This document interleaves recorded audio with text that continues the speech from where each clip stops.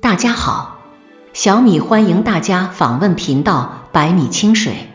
亲爱的观众，收听今天的分享，与亲家相处，三类话别说，很伤两家人的和气。婚姻就像是一根隐形的线，将两个没有亲情的家庭系到了一起。亲家之间相处，关系到两个家族的和睦相处，也关系到小两口感情的发展。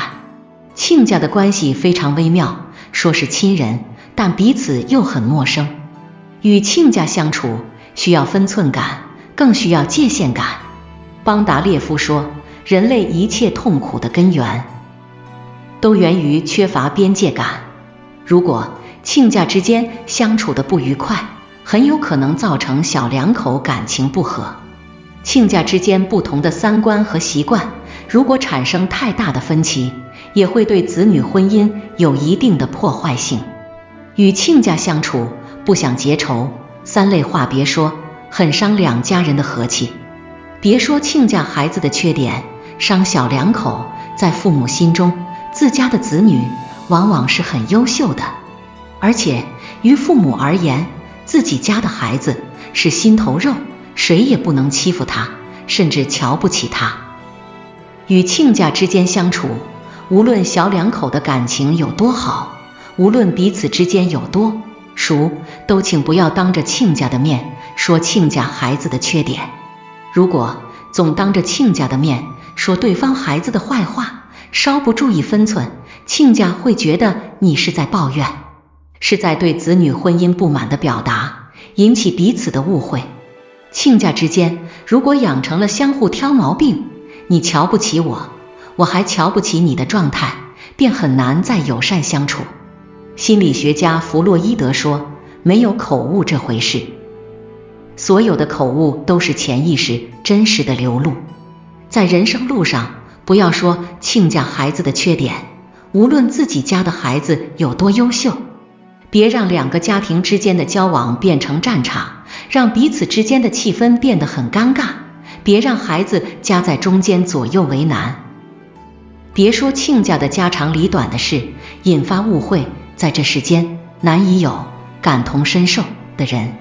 许多事情不发生在自己身上，你永远无法真正体会到别人是什么感受。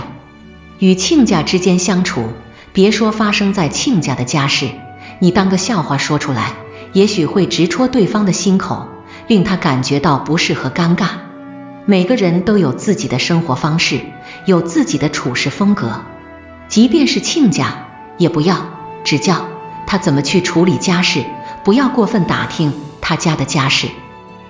说太多亲家的私事，不断的追根究底，会引起对方的反感。莎士比亚说，不要想到什么就说什么，凡事必须三思而行。在说话之前，一定要站在亲家的角度考虑一下，懂得换位思考。如果是你会不会愿意被别人大肆谈论自己隐私的事情？如若亲家希望你能帮助，愿意和你商讨，再给予建设性的建议。否则，亲家的家事，请做到闭口不谈，给他留下退路和体面。别说亲家的短处，别揭短，伤自尊。每个家庭都有优势，也有其短板。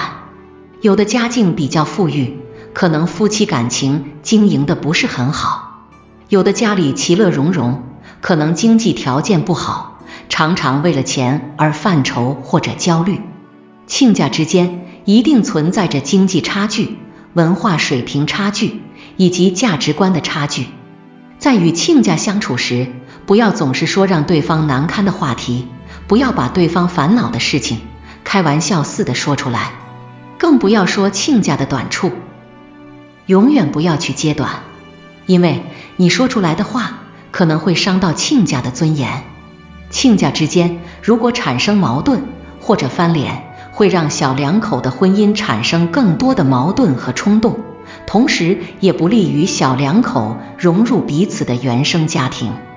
作为亲家，需要更加有修养、有礼节的相处，同时还需要学会包容和接纳对方。亲家之间相处的越融洽，小两口的婚姻就会减少许多磨合和冲突。两个家庭能够成为亲家，也是一种缘分。亲家之间要保持一定的距离，保持礼尚往来，注意说话的分寸与修养，不要因为几句话惹得彼此都不高兴。为了让小两口的关系更加和谐，亲家之间的相处也要保持和睦。亲家之间的关系越好，发展得越平衡，越融洽，小两口之间的感情也会变得更加温馨，更加和睦。如若亲家之间谁也瞧不起谁，总是吵架，又或者闹矛盾，势必一定会影响到小两口的婚姻发展。人生路上，好好经营亲家之间的关系，为小两口的婚姻保驾护航。